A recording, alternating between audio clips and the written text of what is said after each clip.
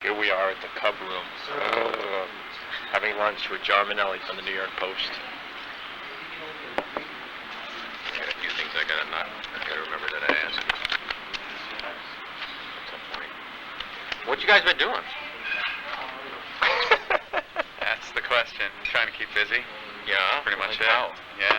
Anything that fills the time. I think at first, when we first got the boot, talking almost 2 years ago now, the idea was somehow we're getting right back into the scene. Somehow, with the agent, something might break, the denial phase of the whole thing. And we assumed we would be going back to work somehow, some way, a little sooner than we did. But after the realization sunk in that we weren't, travel was a thing where you're like, okay, now I could take some time and go to all those places I wanted to go to. Now I realize myself, I really don't have that many places I want to go to. That's what you would usually say on the air. Yeah. Why Thank you. Yeah. See it on TV or something. You just kind of, when you get to where you're going, I mean, I've had a lot of fun. I went down to Atlantis and the Bahamas. We got fresh pepper in here. We got interrupted from a fresh pepper mill. Do you need pepper on your salad, Anthony? Thank you. All right. Look at me, I'm the pepper guy. I became the pepper guy. I used to be a very famous radio DJ, now I'm the pepper guy. When you get to the places, it's still on your mind, You're like, oh, I'm not working, Now I'm just maybe 1,000, 1,500 miles away from home thinking, oh, this blows, I'm not working. So you find other things. As time went on, as ridiculous as it is, you get little hobbies, you just fill the time because your life is on hold. You can't do what you want to do, which is a radio show. And you can't really start pursuing some other career because eventually you're going to get back into it. So your life is on hold. You're in limbo for 2 years, pretty much. It has been 2 years. Yeah, it's just about, Next month. August will be 2 years.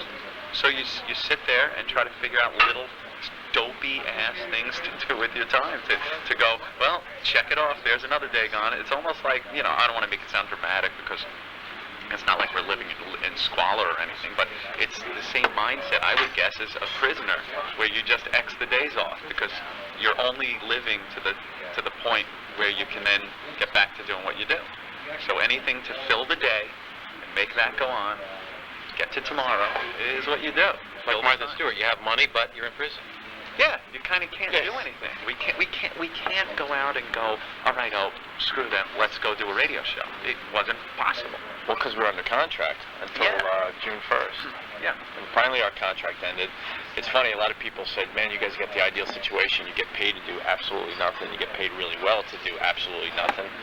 And, that was cool for like 3 or 4 months. And like Anthony said, traveling. I went to the Grand Canyon. I've seen almost every state in America. By driving? Lots of driving. The best drive I did in the last year and a half was from LA to San Francisco along the coast. It's the most amazing drive you'll ever do in your life.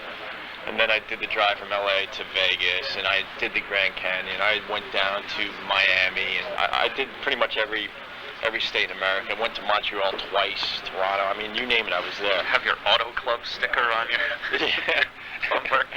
and no, it was great. I had satellite radio to keep me company, which was kind of cool. But anyway, after 3 or 4 months, you realize that it's not all it's cracked up to be to get paid to do nothing. You realize there's no one to hang out with at our age. Not that we're old, but I wish this happened to me when I was in my early to mid-20s. I would have had the time of my life, partying with my friends, going to the beach, things like that. But you realize there's just no one to hang out with after a while. If we had jobs, and I can understand if you have a crap job that you don't enjoy, and someone said, look, I'll pay you the same amount of money, just don't come into work. You'd be whoop-de-doing, every day. But we knew that we could get paid doing what we do. It wasn't like Infinity Broadcasting was the only person that could have paid us to do our show. We would rather have done what we love doing and get paid to do it that way than sit out. They're sitting us out from something we enjoyed doing. So when people said, oh, it must be great to not work and get paid, no, it was better to work and get paid. It was on a daily basis. We'd go in and have a great time. Yeah, Anthony makes a good point. I want to add to that. It was never about the money because we realized we could have made the money up doing another show for somebody else. We had offers. I remember being in my apartment with Anthony when all hell broke loose with Sex for Sam, and the phone was ringing that day from satellite radio. The day we got fired, they wanted to hire us. And it's been a long haul ever since. We obviously couldn't get out of our contract. We tried to get out of our contract. Matter of fact, we tried to get out of our contract for what? For the last year? Yeah, about the past year we were trying to get out of the deal. We didn't want to get paid anymore. We said, keep your money, just let us work. Let us work. And that wasn't good enough. It was amazing that we were told no. They forced us basically to take their money, which I know sounds crazy, but it's the God's honest truth. Take this money and sit. Right. You know, no, we're like, no, we want to work. And they're like, they came up with a bunch of options because it can't be simple. It can't just be, hey, Infinity, keep your money and we'll go to work. It was, okay, guys, we won't pay you. You could go to work, but here's a laundry list of other things that you now have to do or not do in order for us to not pay you and let you work. These were not talking about personalities, not talking about employees, not talking about situations. It was called the Howard Stern clause. Let's get right to the point. That was pretty much. There was a stipulation. They would let us work. They would stop paying us, but if we mentioned Howard Stern or anyone that works for Viacom or used to work for Viacom, they were going to fine us $100,000. Right? Each. Really? Don't talk about Sex for Sam. Don't talk about the FCC. I mean, don't talk about anything. And one draft of this so-called agreement that obviously we were never going to sign, they pretty much said, I think, and help me out if I'm correct, they said for the rest of our lives we can't talk about anyone. So here my mind's thinking, we'll be in an old age home one day and we decided to tell everyone how much of a hypocrite Howard was. There'll be there's a lawyer an there. Infinity spy sitting under the bed. Finding us $100,000 as we're, peeing into a bedpan. Hope I got distracted when you said that. Who offered you a gig from day one? Well, back then it was Sirius. Sirius Satellite Radio came to the table That first. early? 2 years ago? They came to the table the day we got The day fired. we got fired. The phone rang. They were on the phone with our agent Bobby, and they were interested. You know, obviously we were in the news, and they were interested. So that's when we started talking with people. But again, our hands were tied because of the contract we were under with Infinity. We really couldn't pursue anything seriously. And as I understand it, you were free to work elsewhere in June, but you can't work in New York again until October, right? Right, we could be doing a show right now for the entire country except for New York. And, being New York guys, and we loved being syndicated and all, but, we couldn't do a show without New York hearing it from day one, so. And that's broadcast radio now, as far as satellite goes, because they can't restrict the signal from one market. It covers the entire U.S. We can't start satellite either until October 1st because it would include New York. So do you have any announcements to make in that regard today? Announcements? No. We can say that we have been seriously talking with people in satellite, in broadcast. Both companies, XM and Sirius? Yeah, been talking with both companies. Broadcast radio also, as you know, Fareed, who was over there at Infinity for a while, is now with Citadel Broadcasting, and we've had talks with him. Informal little chats with some people and serious negotiations with others. We've also looked into other mediums. We've talked You want to him to do something? Yeah, I've just been testing and stuff. So Yeah, whenever anything you want, I'll get out. Nice break in the I'll conversation. go where I should go. Yeah, I you just go. need free to leave just because of this. And I can do it. You can Should we stop the tape? leave it on if you want, or leave it going. That's good. Tell the people what's happening. All right, well, we're now doing a photo shoot. And Salad. Opie, Anthony, and salad. Yeah, can I move my salad? All right. Shut it off. Jesus. If you want to just put that between you, just so it's not on the table. What, the salad? No, just this. I don't care about that, but just that. Okay. So, There you go. Want to stop? My salad. My Here. private table. Go eat your salad. Iwo Jima. Yeah. I was that guy. Never know. Never know, man. That'll be the one. Maybe if we both went out with machine guns and mowed everybody down right after this, but... All right, where were we? The photo shoot is done. Oh, I actually Prospects. know where I left off. Yes. We were pursuing other mediums, like talking with people about books and getting pretty far into it.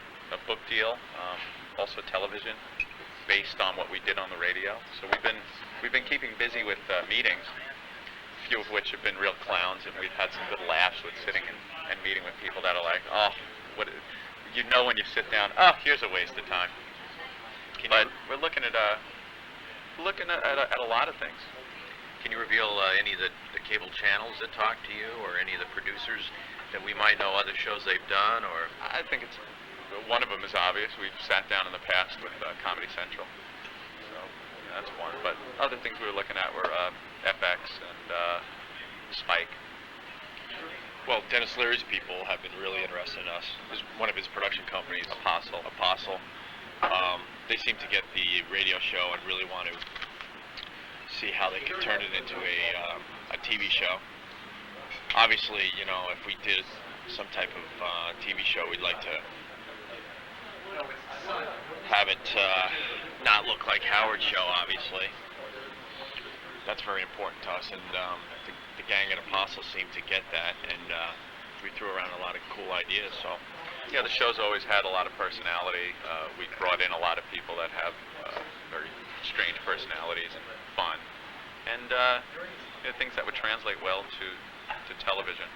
You know, so we've definitely been looking into that. But that all hinges on getting on the air and getting on the radio and having a radio show to make a TV show out of. So that's our primary goal, is to get back on the air. so you would want to do radio first, and then Yeah. oh yeah, we're not TV. stupid. We know our strength is radio, and you know, if someone can turn that into a good TV show and something we're comfortable with, then great. We don't want to be on TV just to be on TV. We tried that route with the XFL, and it was awful. Absolutely awful. I'm excited about writing a book, to be honest with you. I think Anthony and I have had a pretty unique career thus far, and you know, we have a lot of stories to tell and a lot of things that happened to us, and I think it would make for a really good read. A lot of behind-the-scenes stuff that people never realized was going on when when news would break on some stunt that we would pull off. There was a lot of stuff going on behind the scenes that makes interesting reading, as far as how it was dealt with upper management, the FCC, and just between ourselves and between the crew of the show, things that were going on. So it would definitely make an interesting read. We've written some parts already, and I was just gonna. You did a two-part thing, and you did a whole kind of a journal. Oh, we've been And is that still on your website? yeah, all that stuff Yeah, can be found yeah. on the websites. The websites and the fans have just kept our names alive in the last 2 years. It's pretty amazing. We have, I think we have a bigger fan base now than we did when we were on the air, because it's spread out to beyond what markets we were even on. yeah, we have. Hear from people all over the world. It sounds ridiculous, but you know, people have been downloading our shows, full shows, and listen to them like it's happening that day, and they email us like we did it that day, and they're fans of the show. And you know, these guys are in Ireland, and you know, across parts of the United States that we were never on, and yet they talk to us like, oh my God, that was hysterical when Brewer came in and he was doing the bit about the dog, and I'm going, oh my God, Choking remember dog. that? I remember Yeah, that. That yeah. was hilarious. But that's like 2 years ago. You get this email like they listened, you know, yesterday, and you're like, man, we did that show 2 years ago, and it's from people from, you know, all over the country that never heard the show originally. So, I mean, it just continues to grow. Makes you feel good. It definitely does, because a lot of shows in New York have come and gone. I mean, they've been on the air and they've been taken off the air, and after a while, you don't even remember the name anymore. You know, they just go away. The difference with us is, Yeah, thanks. the difference with us is we were, we were yanked from the air at the top of our game. You we had really good ratings, and we were doing a good show, and people enjoyed it. And it was very popular. And when you take something like that away from the people that are enjoying it and listening to it, it's not like you were taken off because your ratings sucked and no one was listening. You don't just go away. People are waiting for us to come back. They have been waiting, and they're still there. We have a huge audience that is still waiting for us to come back. So it makes you feel good. And it's nice to see the WOW stickers on the vehicles out there still to drive around. And we're eager to get back and start doing a show again. So now, just so I'll have to sadly remind the public that Citadel does not have any stations in New York. Right. But for the benefit of anybody around the country, do you think there's a chance of Citadel happening? Well, Especially given the climate at the FCC? it would be really tough to do broadcast radio and not be heard in New York. So, I mean, if we could possibly make a deal with Citadel and maybe another company that has, properties in New York, then that would definitely be a possibility. But I can honestly say for both of us that, I don't know, it would be tough just to join Citadel exclusively without being heard in New York City.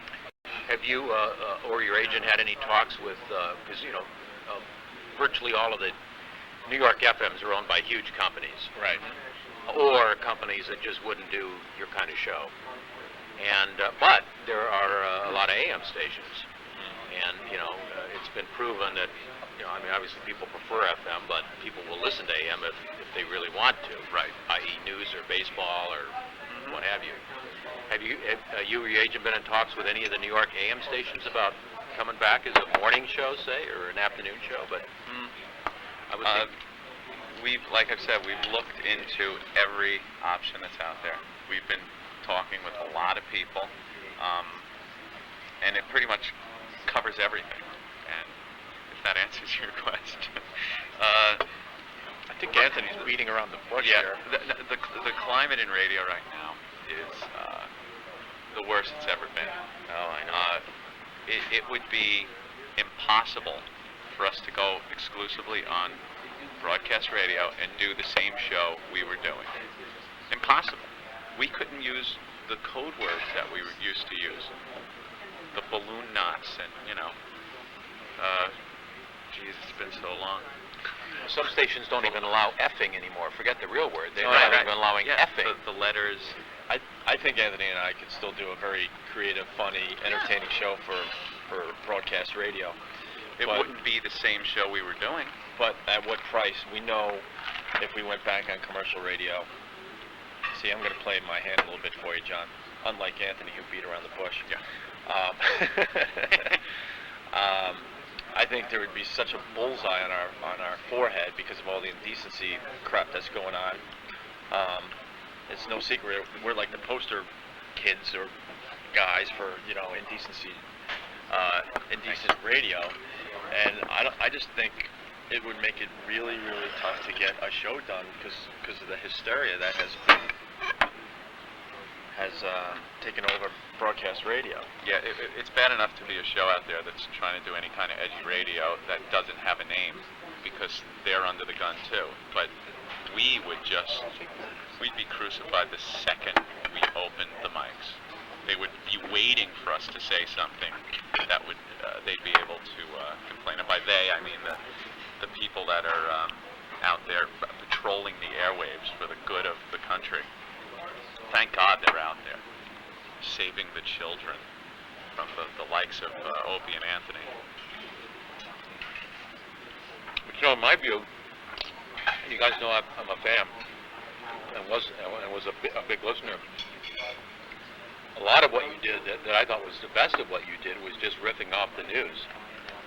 News, talking about like growing up, things like that didn't involve any of the shocking content that a lot of people believe was all our show was about. Yeah, I mean, with your families or your lives or what happened on the way to work, what's happened around the station, or what's happened in the news, what was on TV. The listeners know that. They're the ones that understand, but that's preaching to the converted. They know that's what the show is about. Other people that never heard the show just read the newspapers accounts and hear the TV news accounts of the huge stunts that got us in trouble, got our names in the news, and that's all they think the show is about, because that's all they know. They don't listen on a daily basis. They don't hear us talking about growing up on Long Island and, the family stuff and things that don't involve sex or some kind of shock value. But that's all they know, because that's all they've read. Those are the instances where that's where we get a little pissed that people kind of put us in that category of just shock jock. Right. Was there a shocking element to our show? Sure. It was an attention getter. But it certainly wasn't what the show was all about. Yeah, I mean, our philosophy when we first came to New York was to maybe shock some people to get them to listen to our show, because No one was listening to the station. there's no secret. Nobody was listening to WNEW when Anthony and I came to New York.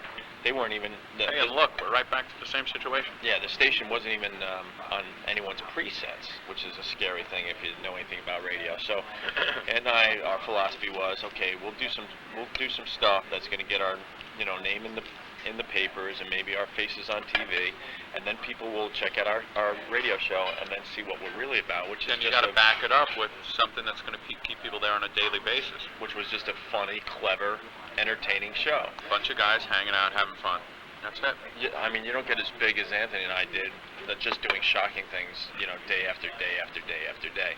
Matter of fact, it's kind of unfortunate that we got thrown off the air for the Sex for Sam thing, because our show was starting to, evolve. If you take the Opie and Anthony show when it first came to New York and the Opie and Anthony show when we got fired, it was drastically different. We were starting to get away from a lot of that shocking type of radio, because we even understood that we didn't really need to do that anymore. And it was a matter of self-preservation, because, the writing was on the walls even at that point. It had already gotten to the point where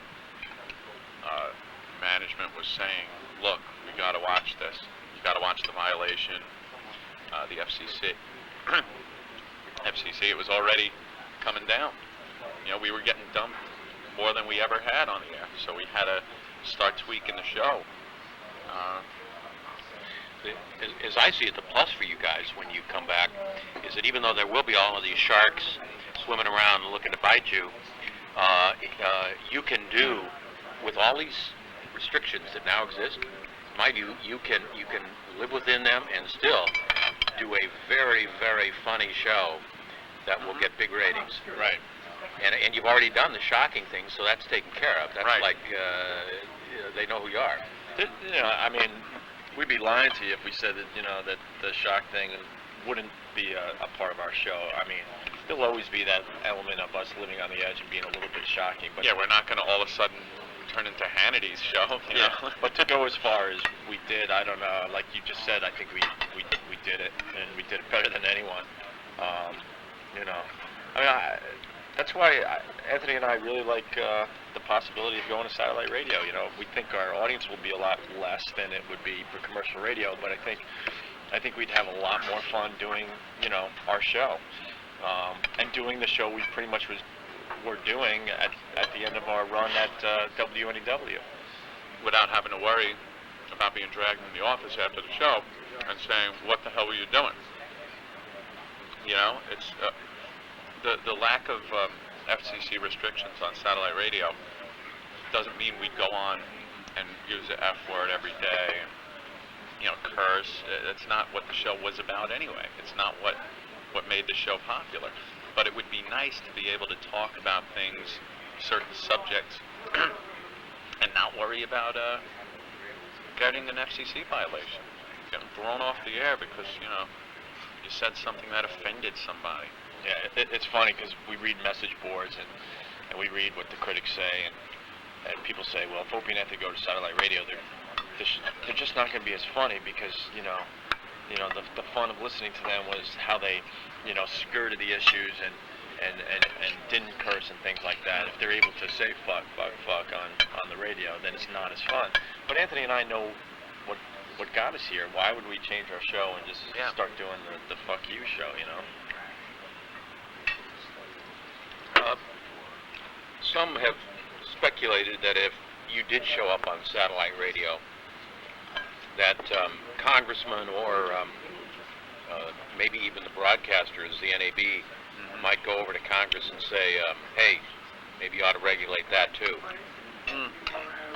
We've heard that one. I think they'd have a really tough time, a lot tougher than getting than ripping apart broadcast radio like they have been.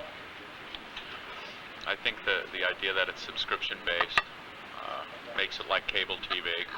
I think they'd have a lot tougher a time. I think would be tied up in courts for a while.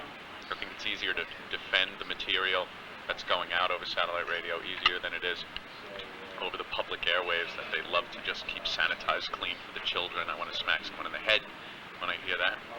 And yeah, I think that'd be a great thing, to tell you the truth, if they tried. I think it'd be nice to be part of a medium that is under fire like that, and to have a little bit more of an edge than people have in broadcast radio, where they're afraid to defend themselves against federal regulations. I think it'd be fun to be part of that. Bring them on. Yeah, definitely bring them on. You know, do you remember about how many listeners you had on your network at the very end, roughly? You know what? We were number one in a lot of cities, but we never really paid attention to that. It was more about just doing a fun, good show. I honestly couldn't tell you how many listeners we had. Well, I would think, based on, because I know what cities you were in and doing well in, and based on your cum in New York, I would have to think that it was at least 5 million. Does that sound roughly ballpark? About a guess, sure. And my only point of bringing that up is, Sirius right now has only 500,000. Right. And XM, the bigger one, only has, what, now 2 million? About 2 million? 2.1. Yeah. And we've done our research. We know the ins and outs of these two companies, I'll tell you right now. So your fans, you know, were double the number that's on both satellite services right now. Right. Well, that's what we were talking about earlier, though. That's something that Anthony and I, you know, have to weigh. It's like, yeah, okay, we go on commercial radio and maybe talk to the same audience we were talking to, but we're not having a good time. You know, we're feeling the stress and pressure of management, you know, breathing down our backs, and, you know, I personally want the freedom, and we want to have fun. And if that means talking to less listeners, then so be it. You know. Not only that, we're not going to be able to step into broadcast radio in 20 markets and get the amount of listeners that we had anyway.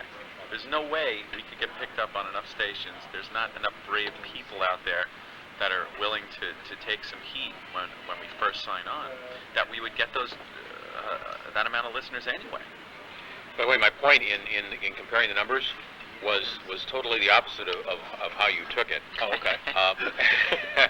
My point was to say, with your fan base, you could double the current universe overnight by being on it. Right. It wasn't to say, you know, you shouldn't do it because it's a small okay. I'm saying that you could, and you know your listeners obviously very well. Do you have a rough idea how many of them would pay?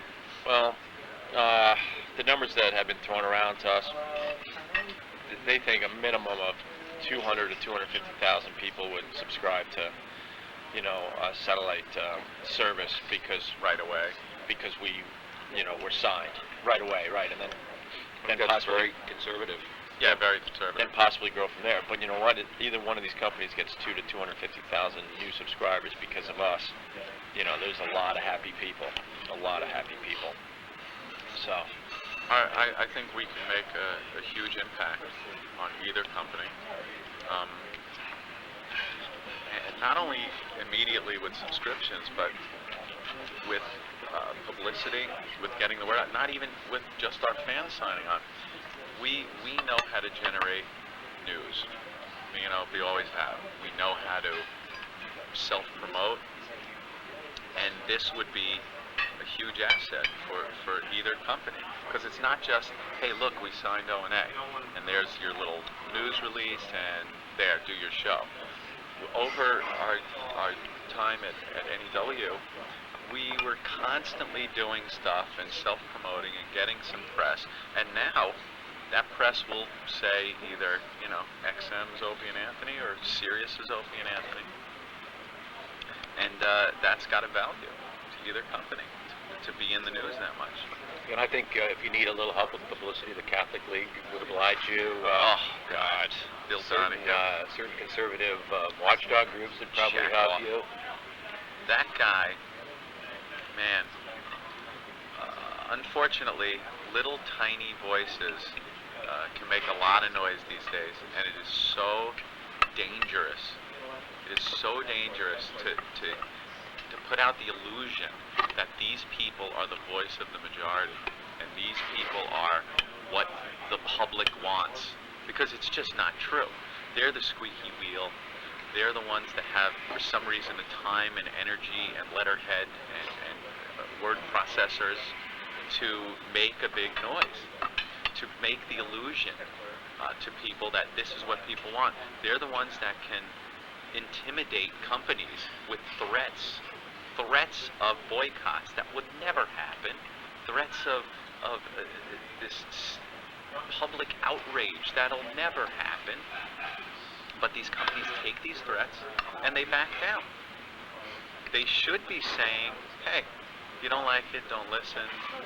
I'm sorry, there seems to be a lot more people that enjoy this type of entertainment than you say. If you take their word for it, there's, 5 perverts sitting in a basement listening to all these programs. But for some reason, these are the highest rated programs. Am I right in assuming that if you did a satellite deal, you would still retain the right to be on local radio stations as well, right? Yeah, definitely. Yeah, our goal in this whole thing would be to go on to, if we choose satellite, to go on satellite station for a certain exclusive period, and then perhaps after a little while, broadcast radio. And still, satellite would have that edge because they would get some material that wouldn't be broadcast live. Picture an O&A Roadshow broadcast live on satellite, uncensored. I mean, that would be, I would like to listen to that. Yeah, we could, and you would promote it, an uncensored interview or whatever got bleeped on the radio, you would have. Right. They would get the audio that isn't dumped, so, you're hearing everything that's going on. Plus, there's a lot of areas where, you would never be with radio that's satellite would cover. We'd have people on the road. We'd have instant syndication. We always want to be on in LA. It's like when they take shows like Sex and the City or The Sopranos and put them on Fox. They have their edits. And I'd rather watch it on HBO. I'd rather watch The Sopranos on HBO than watch it on TBS. Or because Sex you're and the getting. City, come on. Yeah, I don't watch that at all. Ugh. 4 old hags getting banged. Oh, you didn't watch it on HBO either? I never watched that show. What a fantasy. Yeah. Walking around like they're all hot. Ugh. She might have been hot in Porky's, that one. How long ago are we talking? 30 years? I love satellite radio. I gotta say, when we got fired, I was so discouraged with radio in general. I seriously considered just quitting and just and calling it a career. But then after I calmed down and was able to take a step back from all the craziness that happened to Anthony and I realized that we couldn't leave. We couldn't leave on that note. We couldn't leave on the top of our game like that. We want to leave on our terms. My brother ended up getting me satellite radio, and I know you're gonna ask which one. The fact is, I have both in the car, and that's the God's honest truth. I haven't listened to broadcast radio more than maybe a total of an hour in the last 2 years. Maybe a quick traffic report, maybe a quick local news from 10 Winds. Satellite radio is just amazing. The commercial-free channels. You get CNN in the car, Fox News Channel, MTV, sports channels, every type of music genre you can imagine. It's just amazing. And I think the problem satellite radio is having is that people don't really understand how much variety satellite radio has. They keep saying, actually, I want to say that why would I pay for radio when I could get it for free? They don't understand that it's not even close, the difference between commercial radio and satellite radio. And then you had a show like Anthony and I, and it could be pretty damn cool, That seems to be the only thing that satellite's lacking. They have the music angle covered, any music you want, and especially in comparison with broadcast radio these days, where the jocks their hands are tied. I mean, they're frightened. They can't do anything but read their liners and play the music. So if you compare that with satellite radio blows it away. You can now hear whatever you want, any genre of music. The only thing that's lacking is the personality angle. You know, you want to be able to switch to a show like, the Opie and Anthony show, and hear that debauchery and fun and the element of surprise, the unexpected. You know, you cannot get that these days. There's no show that I can listen to when I'm driving around that I look at my radio and go, what? What did I just hear? And laugh and go, oh my God, that's hysterical. Or, the last thing I was able to listen to like that was driving home, because I would listen to Ron and Fez. And that was fun. You know, there's some kind of nothing anymore. There is nothing like that anymore. Radio has become so predictable. I mean, you know what you're going to get. You're going to hear the same exact music. You're going to hear way too many freaking commercials, and DJs acting like they're on the edge when you know they're just a bunch of phonies. How do you think Howard Stern has handled or changed since all of this FCC stuff finds? Leave it to Howard. Only him. He made out like a bandit with all this stuff. He might whine and cry like he always does about the FCC being on him and government trying to get his show thrown off and how he's going to be gone in a week. But the truth of the matter is, he's the only guy on the radio right now who can do this type of radio. Anyone else that tries it is getting fired. They're having to attend sensitivity meetings, which I'm sorry we're not on broadcast radio just so we can attend one of those things, because it would be a week of radio. It would be unbelievable. If me and Opie had to sit in a sensitivity meeting. It's like those sexual harassment classes everyone had to go through. It's like, we're dopey radio guys. We don't need sexual harassment sensitivity meetings. classes. But Howard could still do Howard's show. He's not going to get fired. He's making way too much money for Infinity and Viacom for them to even consider letting him go. And all the publicity has given it, well, you know the numbers better than anybody. You've seen him. The guy is through the roof all over the place. He was handed a gift. I mean, let's face it. I mean, he's still the top morning man in New York, but his ratings were drastically lower than where they were in his prime. And all of a sudden, with all this publicity he was getting with this indecency crap, his numbers went through the roof. People that weren't listening to Howard for years started tuning him in again. So you got to think behind the scenes, he's like happier than a pig in shit about this. Yeah, and he comes off as the guy that's fighting, for free speech. He voices his opinion that way. But the truth of the matter is, he's the one that can get away with more than anybody. And I have to say, and he's such a hypocrite, and he's full of shit, because when we were at Viacom, it was amazing that he went to the bosses and made us shut up and made sure we didn't even mention his name or refer to any part of his show. He had other jocks on our station, muzzled as well. But he's going to take the stand for freedom of speech and censorship. It's like, what a it's joke. kind of hard for us to read in the paper that he's taking a stand against censorship and freedom of speech, and me and Opie sit and look at each other and go, here's the son of a bitch that went to Mel Karmazin to have him call us up into his office and threaten to fire us if we mention his name. Even mention his name. I mean, and this is the new champion of free speech? Please. A lot of people, me included, thought it would be really fun to see you guys go head-to-head with him. Yeah. If you had your druthers when you come back to regular radio, would you want to be on the morning or afternoon again? Mornings. Yeah, definitely No mornings. problem, mornings. We did afternoons. We proved to be quite successful, and now we want, we're always up for a new challenge. Without a doubt, we would do mornings. I think if we go to Side Radio, our show will be heard in mornings no matter what. So, yeah. Did Fareed, when you talked to him, say anything to you about whether he thought the heat would be maybe too intense right now, or did he have a weather feeling about all that? What, as far as putting us on his stations? He'd put us on tomorrow. He would put us on in mornings tomorrow, but like we said earlier, it would be really tough to do that without having a station be heard in New York. That's the holdup, really. Yeah. I mean, if we were wanted to build from there and eventually get on in New York. That's one thing, but we kind of want to be on in New York. Fareed always got us. Immediately. Yeah, he understands. He's one of the brave few that would be willing to take the heat, and because heat is what it is, and it really isn't going to materialize into this corporate busting riot that people assume when they fire personalities. There is nothing that would have happened as far as Viacom goes if they would have kept us on the air. There would have been heat at the beginning. They would have had to deal with people like Bill Donahue and the religious right and people that think that they know what's best for America and Americans to listen to. And then it would have gone away.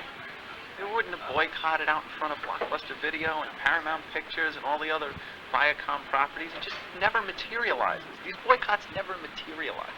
It's a threat of a boycott that gets people to act and do these knee-jerk things like boot our asses out the door. And even if they do, I can't remember the last boycott that ever even worked. They don't. Or did anything noticeable. I don't even remember ones that materialized. Right. They always threaten, we are going to boycott you, and the companies go, oh my God, this is all we need. But they never materialize. So they knee-jerk, they boot us out, and they're left holding the bag for a lot of cash. I'll say that. Not only did they have to pay our contracts out, but then they had to hire new staff for WNEW a few times over, pay off those contracts when it didn't work out after 3 months and fire them. They're not getting any ad revenues they were getting from our show. And a lot of the stations that we're on across the country, their ratings drastically dropped. Same thing. Their ratings went down. They weren't able to get the revenue money. They had to hire new staffs. I mean, it put a lot of shit into Viacom. They should have. I mean, it's easy for me to say what they should have done, but the smart move would have been to sit it out, take the heat, and let us continue doing the show we did. Oops. How, I mean, does it hurt you guys, like, even physically? I mean, you know, you're obviously were making the good money, but you told me earlier, you know, that you were pretty much running out of things to do. I mean, does it, like, really, when something happens in the news, or like you said, a sensitivity class, I mean, how do you feel generally about not being able to be on the air? Oh my Painful. God, it's unbelievably painful. We call each other up. We do a show for each other. It's kind of weird. It's like Anthony and I need each other. We literally will call every day and, hey, how's it going, Anthony? And then all of a sudden we start riffing about the news and stuff. Can you believe this? Can you believe that? We're laughing our butts off going, wow, this would have been great for, like you said, if it's 5 million people, but instead we're doing it for 2 people. I'll be on the phone with have my computers up, and I got maybe Drudge Report or CNN or one of the websites, and I'm just trolling through stories and going, oh, and then I'll read the story, and we'll start going back and forth. It's a 2-person show over the telephone. Yeah, because it's hard to keep it inside. You got funny lines or just comments on a weird situation that's in the news that you gotta let out. You gotta vent it. We never got to talk about Martha Stewart, Kobe Bryant, the DC snipers. Mike Tyson going broke. Right. Michael Jackson stuff. Ronald Reagan dying. All the reality shows. Yeah. Reality shows. Yeah, like these are things that would have been great on the air. Would have been a lot of fun to talk about. And I think the listeners would have really enjoyed it. Real good fodder for the show, and it just kills us to not be able to talk about it on the air. And we did everything we could to, get back doing the show. And like we said earlier, they just would not let us out of the contract. We knew we could make the money somewhere else, and they said no.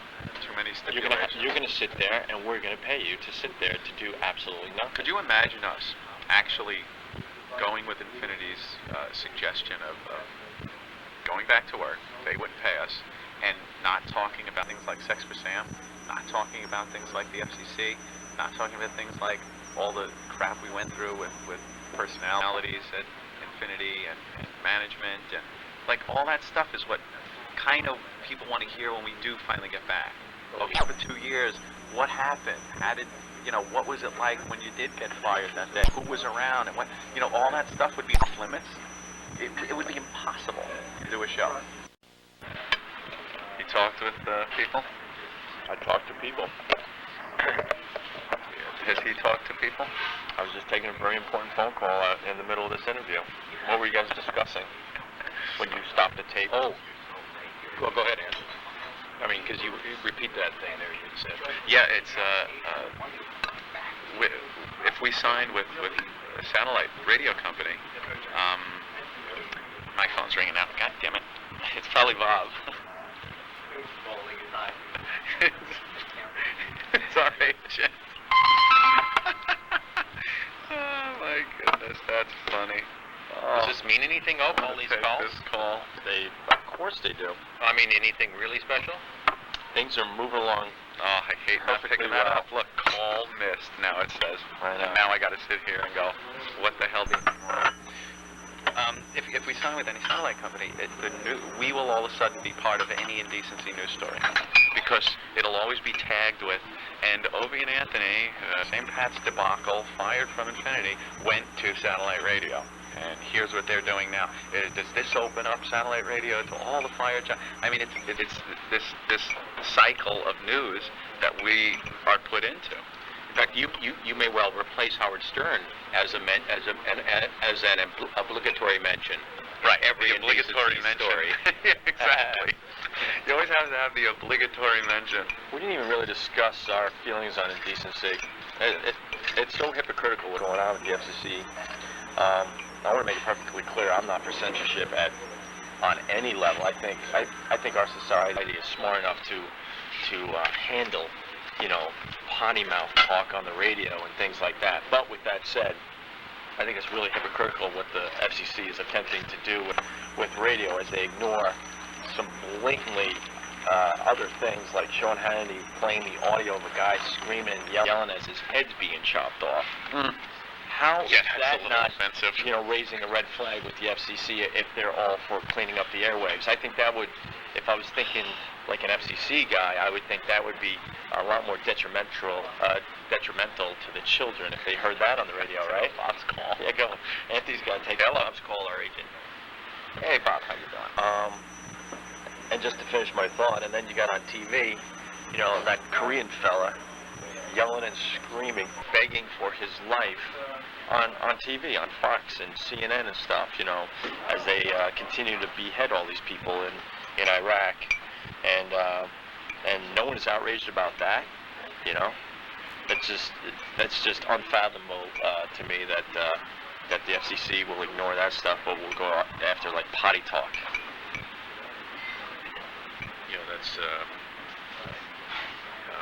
and it all. Well, I mean, do you think without Janet Jackson we would have had any of this, or do you think it was maybe coming anyway? A lot of people think. No, I'm not done yet. I'm sorry. Sorry. No, I'm sorry. See, I've been talking so much, I haven't eaten my lunch. I know a lot of people think that Anthony and I may have started that ball rolling because what happened to us became an international story, so that piqued the interest of people. I think we were heading. I think we were heading in that direction in general, but then the high-profile, examples like what happened to Anthony and I, and then certainly the Janet Jackson just put it over the top. I mean, all that outrage for something. I remember I had a Super Bowl party with, like anyone else, family, friends, kids rolling around on the floor, and there was most of us were actually watching the TV when the flash occurred, and most people questioned and went, what did I see? They weren't even sure it was on, and it was on the screen for, what did they say, less than a half a second. They weren't even sure what they saw, but God damn it, all the news channels made sure, made sure to show us what we missed, but it was okay for all the news channels to show the flashing over and over and over and over again. So obviously that brought it into the mainstream, and then the FCC went nuts after that. That was an irony too, because a lot of people who saw it didn't notice it, but Right. they sure noticed it, and so did their kids. Right. When it got rerun about 52,000 times. Yeah, Fox News Channel, all hypocritical. Look what your children are watching, and we're going to show you again because we're so outraged. Are they really outraged, or are they looking for ratings like anyone else out there? So do you feel like, almost like, I don't want to put words in your mouth, but amputated or I mean, pained or you said that well, it's painful that you're not on the air. I mean, how often do you think about it a lot, or do you when you listen to these other shows that are on and you're not? I mean, how do you feel about all that? The only show I watch, because like I said, I don't even listen to radio unless it's satellite radio. And satellite radio doesn't have a lot of provocative talk shows on yet. As far as Air America's kind of interesting at times. I listen. I actually watch Imus in the morning on MSNBC. I think he's got the best show out there right now. It's a lot of fun to watch. And I watch him and I get frustrated, like, oh my God, we're not able to do what we love to do, which is entertain people and do radio. So, yeah, it's been hard to live with at times, But we're finally at the end of it, and we're going to do it again, thank God. I listened to Lynn Samuels, you remember, right? Oh, yeah. On Sirius. Actually, I've heard her show on Sirius. It's kind of fun. And I even though she always does it, it's still every time she does it, it just I do a double take because I'm not used to it. But she'll say, well, my old boss at WABC, that fucking asshole. Right. God, you could never. And then I'm thinking, if you ever get back to regular radio, then I hope you can undo that. I would love to curse out a few former bosses on satellite radio. That's when we will take advantage of the actual curse words. Yeah, because every so often, fucking asshole says it all. There's no real response to that. So. Well, this is good news. I mean, this sounds like Eatman is in hyperdrive here. Yeah, Anthony's taking a call in the corner. It's funny because our agent has to repeat the same thing to both of us. He first calls me, then calls Anthony, and has to tell each of us the same news. And here comes Anthony back to the table. Good news then. You've heard the same stuff I heard. Well, yeah, and what would that be? Bob, our agent, has worked diligently. Yes, I know. To return us to our glorious post. Thank you on the Mr. airwaves. Carey. Yeah. Thanks for being so candid, Mr. Carey. Yeah, and for all these dopes that think, getting Bush out of office is going to help this indecency issue. Oh my They God. are so mistaken, it's not even funny. Bob's calling you now. Right. I'm going to vote for Curry for other reasons, but to think that he's going to solve this indecency thing is... Thanks. Missed your show. Oh, thanks. Appreciate it. Thanks, man. Do well. Take it Yeah, easy. great, man. We got fans saying hi, agents calling. Hold on. Warm rhubarb and strawberry tort. I might have to get that. What does rhubarb taste like? I never ate it. I didn't either until maybe a month ago. So I had no clue what it was. I still don't even know what it is. But it's almost an apple thing. Almost. Really? Yeah. It's kind of what I got the impression when I ate it last time. What was that? Rhubarb. I don't know what it tastes like. Oh, I never ate it. Rhubarb tastes kind of like apple. Hey, there you go. Yeah. Anything different with that call? Why did you call? I have some new info that you don't have yet. So How your did phone that should be happen? ringing. Wait. I hung up. I hung up 2 seconds before he called you. And I'm not telling you until after we leave this interview. You suck. So now you'll be wondering. What were you gentlemen discussing during my absence? Yeah, I was asking Anthony, how do you feel when you listen to these other shows that many you may well consider very lame, and you're not on the air? I mean, how do you feel when that happens? I barely listen, to tell you the truth. I kind of hear what they're doing and what they've done and why they've been fired, some of them. And I don't know, I don't listen to regular radio anymore. Really don't. Not enough to know what anyone's really... I've gotten clips that, like, Steve C. has sent and stuff of some bits that are going on at certain morning shows on certain failed radio stations. And they're just horrific. They are so bad. They're such bad, lame attempts at humor. Not even my own personal taste, like, oh, I don't find that funny. This is just bad radio. Because everyone's so scared that they're just pulling everything back. pulling everything back behind the wire.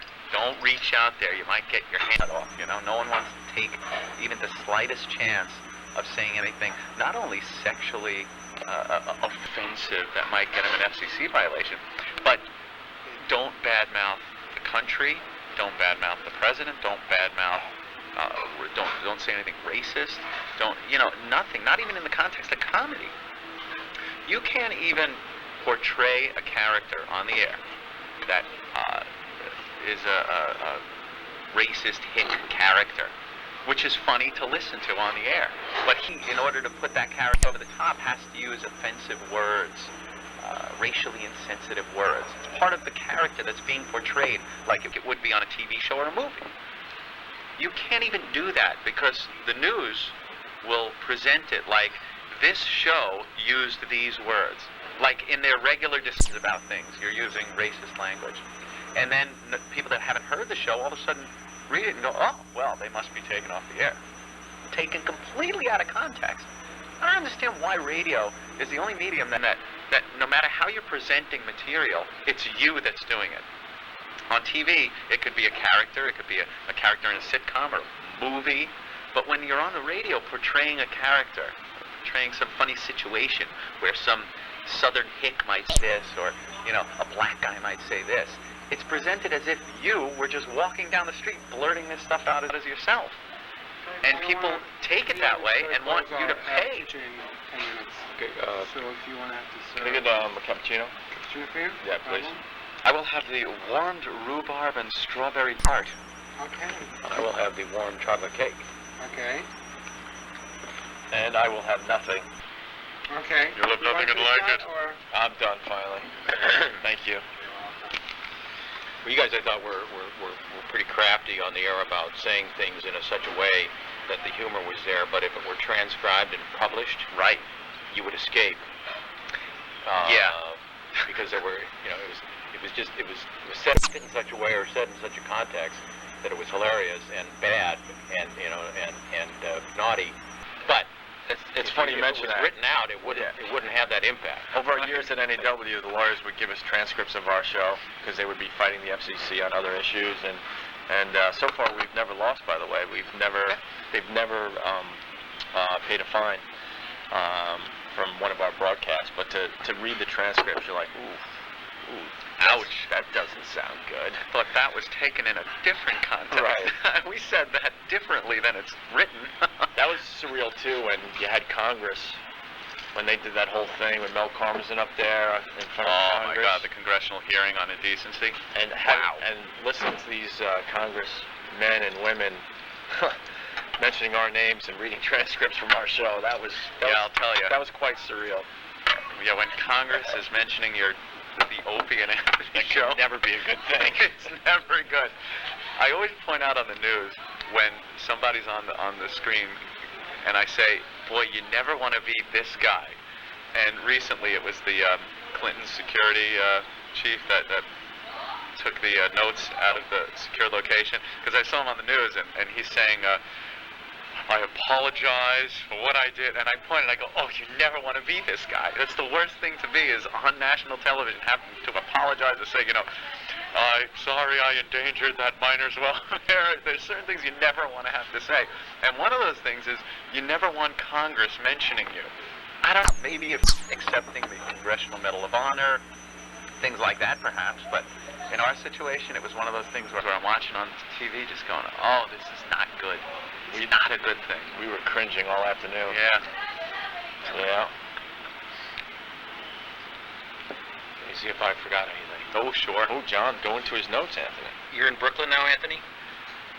Yeah, still in beautiful Bay Ridge. And your Upper West Side. Upper West Side. You can find me in the park inline skating every morning and afternoon as I bide my time until we go back on radio. I'm looking to Neither move. of you guys has kids, right? No. Not that I know of. Oh, boy. I kill myself. Just dates. A man can dream. Huddle up, elbow. Would you, if somebody made it a condition to come back, however you come back, that you had to apologize What would you say to that? Apologized? That's an interesting question, John. Is a good one. I know who I would apologize to, and it's the only people I would apologize to is our listeners, because I think we really took away a really good show. And I didn't realize how much we meant to our listeners until I started reading email after we got fired, and I realized, wow. And I don't want this to come across sounding cocky or anything, but people really, really, really appreciated our show and liked it, you know, and it was a part of what got them through the day, and we took that away from them, and that bothers me a lot. I just wouldn't apologize for someone's perception of what we did. The perception of what we did is so far worse than the reality that I'm not going to apologize because someone believes we did this. You know, we did something that was so awful that you need to apologize for it. No, I wouldn't apologize for that. We've, you know, done our apologies in private. I would apologize to Ken Stevens at Infinity. You know, we used to be at Infinity, our old general manager. He was a soldier for 18 years at Viacom, and Great guy. unbelievable guy, and supported us to the end, and was shown the door, and was treated like crap, to be honest with you. After so many years at Infinity, you know, they tossed him out the door. And you can't really blame Ken Stevens for what we did, because because the company was trying to save money. They had Ken running 3 stations. The guy was barely in New York because he had to be in Philly and Washington as well. We were getting paid for exactly what we did. There's no secret there. Infinity enjoyed what we were doing for them. We were doing the type of radio we did, got the numbers that they could sell. That's what we were doing. When the heat got too hot because of the Sex for Sam incident, they kicked us all out the door. It wasn't like a build-up. It wasn't something like, oh, this is the last straw. They loved what we were doing. That was it, though. Boom. You do one thing, they got the heat, we all got kicked out. So, yeah, I would apologize to Ken because, you know, obviously it was the show we did that got him fired, and I feel bad about that. I could apologize to the likes of Bill Donahue and his mess, right-wing bullshit, thinks he knows what people want. No. He didn't do his research either. The couple was never proven guilty of having sex at St. Pat's Cathedral. Yeah, you could get into the technicals from now till the cows come home, but, you know, bottom line is the perception of what happened is far worse than the reality. The press wrote it up. It was far worse than the reality of it. And I would never apologize for that, no. In what way would you say, how did the press get that wrong? Oh man, because the first reports out were like there was sex going on, within feet of worshipers, and the way it was perceived, pretty much in the pew right next to people praying, is that on the Opie and Anthony show on that day, there was hot, steamy, pew rocking. It was one I read in one of the papers. Sex being broadcast, blow by blow description, live on the air. Of the Opie and Anthony show, of a couple having sex feet away from parishioners who were in the church. Didn't happen that way. There was no blow-by-blow description. We've been through it before. You know, what the spotter said that day when he was watching the couple was, we're here at St. Pat's, and he's doing the balloon knot, which was a code word for a certain sex act. But that's it. There was no, and the way people read this in the paper is me and Opie are going, he's banging the hell out of her up on the altar. Oh my God, it's just, that's the perception. Now I'm confused. And also, it was in the vestibule. I mean, obviously another technicality, but it wasn't in the actual church. It was in a dark corner. That's what was read in the paper. It was in the dark corner of the vestibule, and there was no one else around. In plain view, with a graphic description over the air. No. Now it sounds like we're defending ourselves. I understand that, but you know, I mean, it's far different than what was reported. And that's the point I'm trying to make. Well, I'm confused because I mean, when you guys said balloon knot, that was a term for asshole, right? It's supposed to be anal. John, right? You just say asshole. I did. Yeah, and so you described that as a sect act. Yeah. He wasn't in her. What was he? That was what he was supposed to be doing. That's what the report was.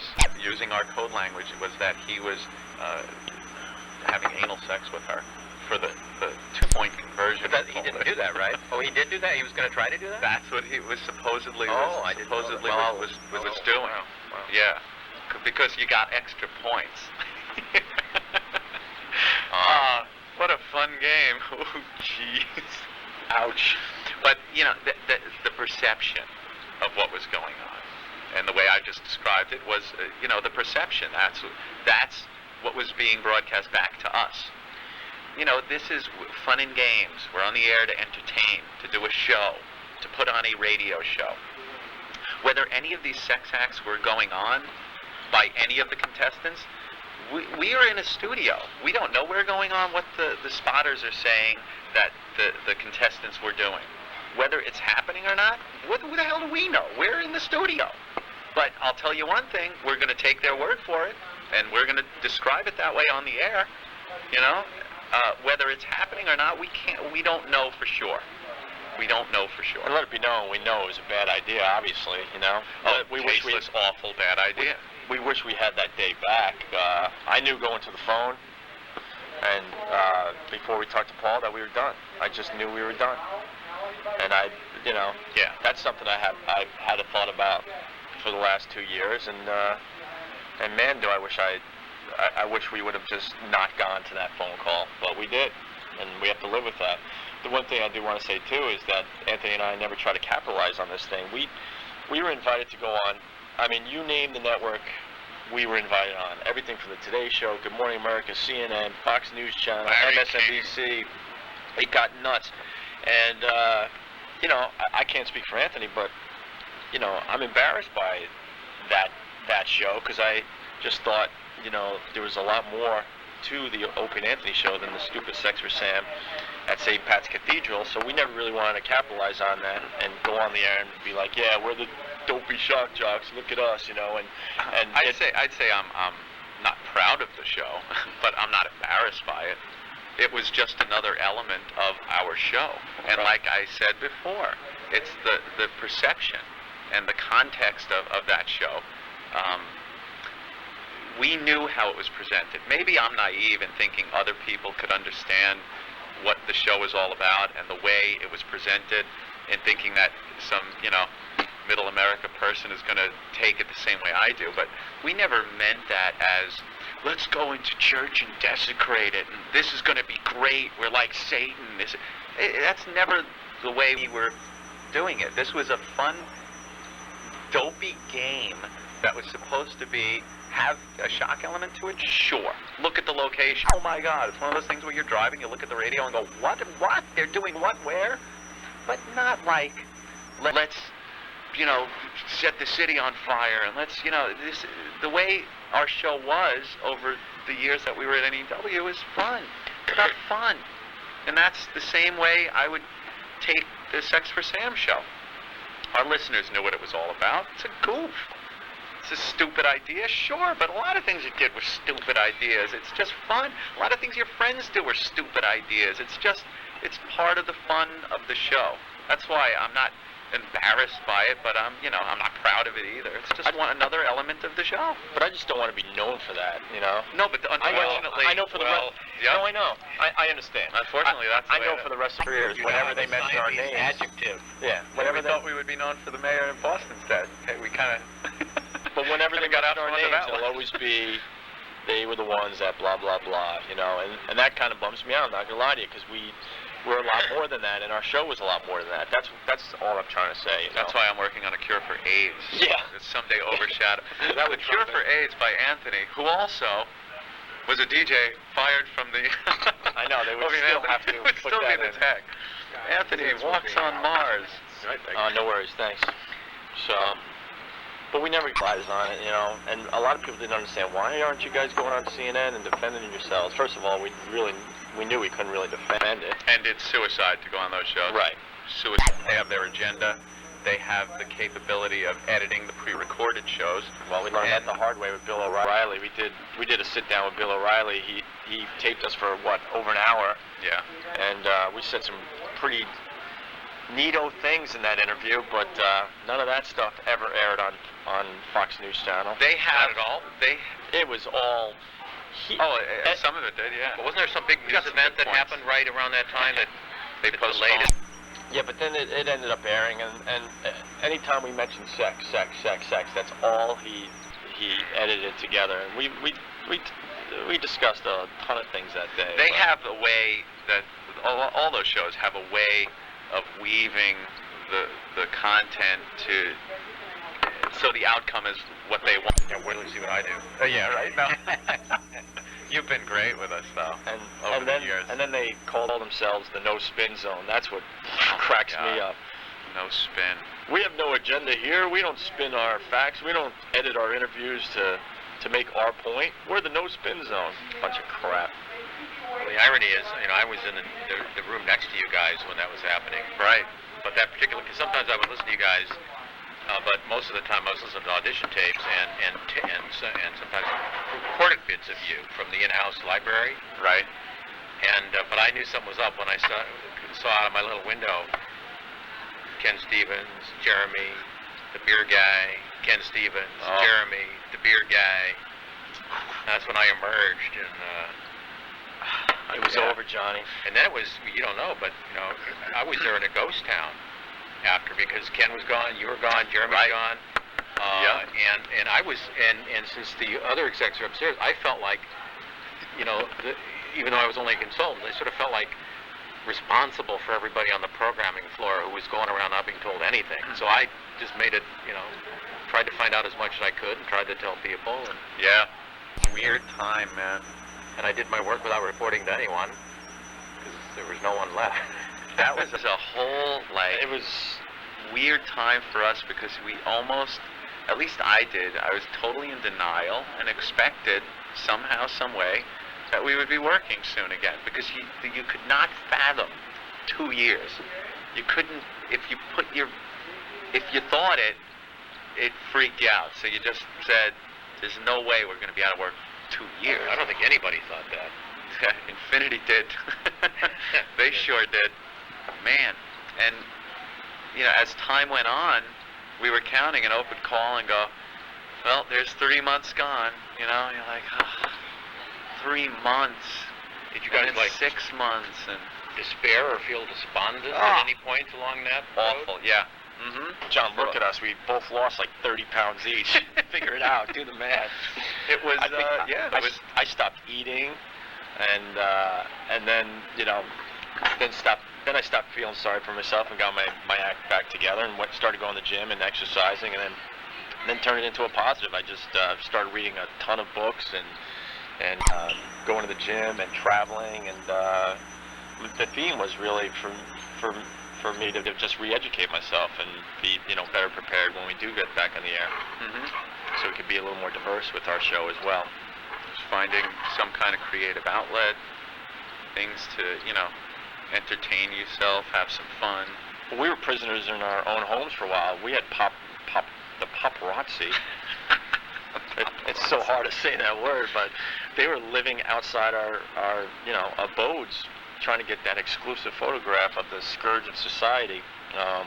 They never did they? Because I remember seeing a picture of Anthony in conjunction with the divorce. No, John, like we said about 10 minutes ago, we never wanted to capitalize on this. I was not going to give them a picture of, They had pictures though, of me down and out. Yeah, in files. So Yeah, the day we got fired was kind of funny because it was another situation of you don't want to be that guy when I came out of my apartment. Let them use the file photos. I did not want a picture of me down and out. No way were they going to get it. They camped outside my house for 2 weeks straight. Lawn chairs, big telephoto lenses. I watched them one day watch my the house that I live in Huntington as well, and they never got the picture. And one day I was bored watching them. This is a true story. I actually tied sheets from the second story of my house, Like a cartoon like you character. see on TV, so I could escape my house. Then I jumped over the neighbor's fence. I had my brother drive my car If you need to leave, to a give us parking lot. check. Don't worry about it. We'll take care of it. And I jumped in my car and left for the day. And they sat there just still assuming that I was still inside. And then one time they chased me down one of the local roads in Huntington, going about 50, 60 miles an hour on Woodbury Road. And you know Woodbury Road. Oh, yeah. It's all curvy and stuff. Chasing me, trying to get a stupid photograph. And they never got it. It looks like cherries. Or it looks like cherry pie in there. Yeah. I'm so glad you found that so Kinda interesting, green. John, that you had a comment about Anthony's dessert. My rhubarb. I'm kidding. Yeah, that's great. What is that there? Strawberry? I'm sharing my soul, and he's like, oh, look at the rhubarb. It looks just like cherries. And it tastes good, too. Yum.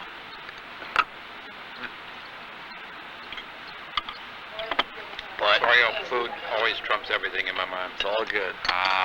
No, but we're ready to go again. Thank you very much. We can't wait. I assume Infinity stopped paying you guys in June? June 1st. June 1st, me and Opie went down and filed for unemployment. Yep. For our unemployment benefits. Which, Anthony and I wanted to do that, and We did. And our agent begged us, just don't embarrass me that way, guys. please don't do it. Please don't do We it. mentioned it as a passing joke, and him being involved with us over so many years, kind of knew to say, guys, please don't. That would be really funny, though. Yeah, so the contract ended June 1st, and then, negotiations really started to heat up, obviously, and that's where we're at today. So, and we're just really waiting to make sure we get the right deal for us. That's really the only holdup. Oh, plus, you know what? We didn't even mention this, but it's taken some time. Oh, we did mention the no compete till October 1st, right? Yeah. Oh, okay. So no one's really in a hurry, knowing that we can't broadcast anyway in New The York. thing is, after we do sign something with somebody, even before October, we can, get the promotion machine rolling and start pumping whoever we're going to be working for, doing interviews, doing some of the interviews that people wanted us to do before, and at least we'll have something to promote, Opie, when the story runs Monday, I'm sure Hannity will call and say, hey, remember what I wanted? I was going to, if we I could have him on the show, Oh, Hannity did one on the show. We met him 9/11 Yeah, we broadcast from the same studios. out in Garden City because we couldn't get in at the time, and Hannity couldn't get in at the time, and You can't knock the guy. He's done amazing over the past few yeah, years. I don't agree with a lot of his politics, but it's the job done. He's a good radio host, and he's a really, really good guy. He was really, really nice to us. So.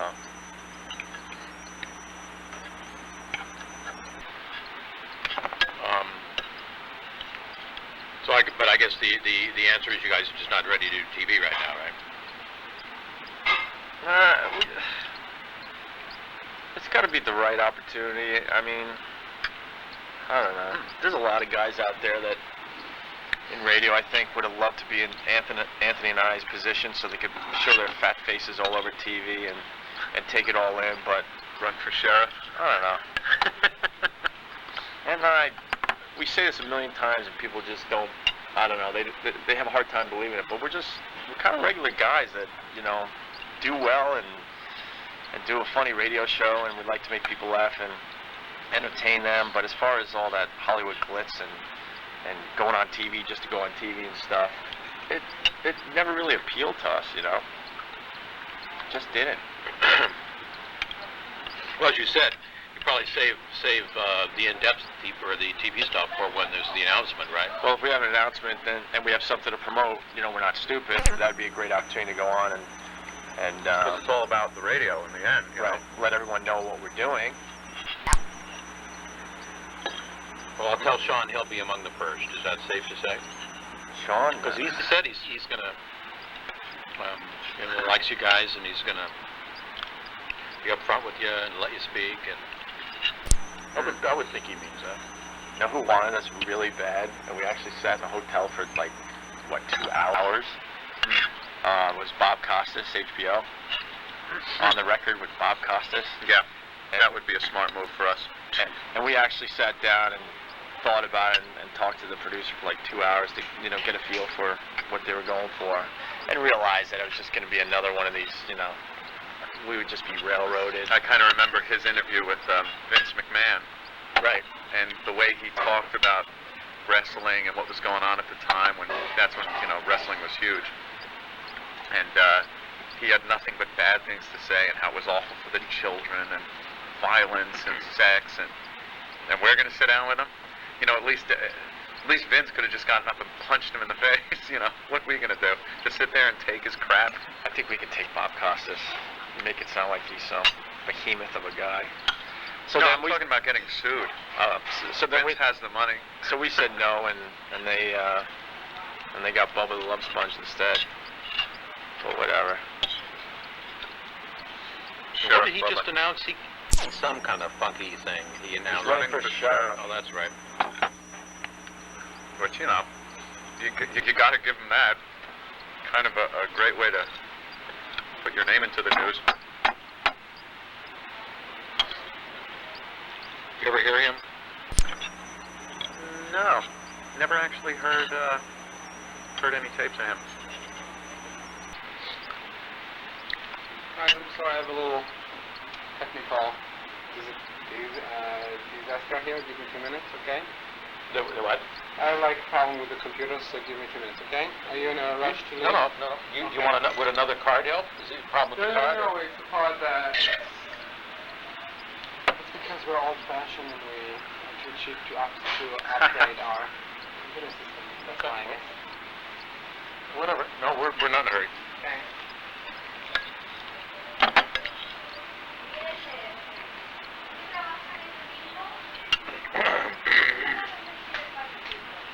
I assume Opie is calling Ethan. Where do you go to make a phone call? He took the phone. Or maybe went to the bathroom and just took the phone to have it. No. Tape's rolling, so I won't say anything. That's right. Well, lucky for me, I can do a Rosemary Woods if I don't like anything I That's said. it. Clip your seconds of blank tape. Now things are moving along.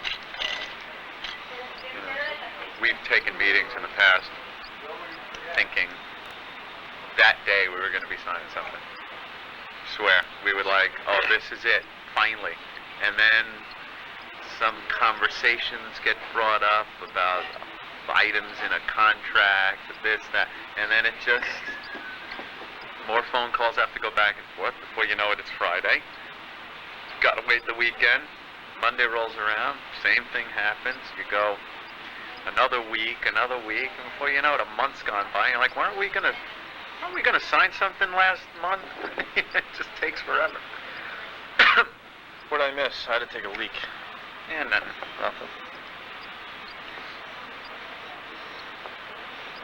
Anything else you guys want to say? I'm done. What should I have asked you that I did? I don't know. I think you did a fine, thorough job. We're looking forward to do it again. Obviously, but that's Yeah. we're chomping at the bit to get going again. It's time. There are so many hot chicks walking by this window. That's what I want to say. Holy shit. Soho rocks. Thank you very much. Hey, all right. You guys want to give the Cub Room a plug on your website? The Cub Room, the food was excellent. Oh, yeah, very And good. the window view is even better. Good rhubarb. The hell is rhubarb? Very good. Ooh, John's a big tipper, Anthony. Look at that. I haven't tipped yet. Oh. See, 125. So You're that's, pressuring him. That's like. Now you're under the guy- pressure. well, this guy was. I should give him $25, right? That's I'm not saying anything. I'm a 20% guy. Oh wait, 20% of 100 Yeah, is 20. Oh, so- John. Yeah, there you Let go. me show you the 20% trick. It's 124. Yeah. Just take the 12, Yeah. Double that, 24. 24. 25. No, because 25. it's Oh, they even have the little thing here. Am I right? A little computation. Technically, it'd be just under 24.98. Yeah, it'd be just under 25. But he's so good, I'm going to give him 30. wow. There you go. Wow, look at you, bro. I can go to college. You could go to college. Or like the guy in Trading Places. Thanks. I'll go to the movies by myself. By myself. Oh, John just said that for the tape. Look, you put in $15. Oh, I didn't even think of that.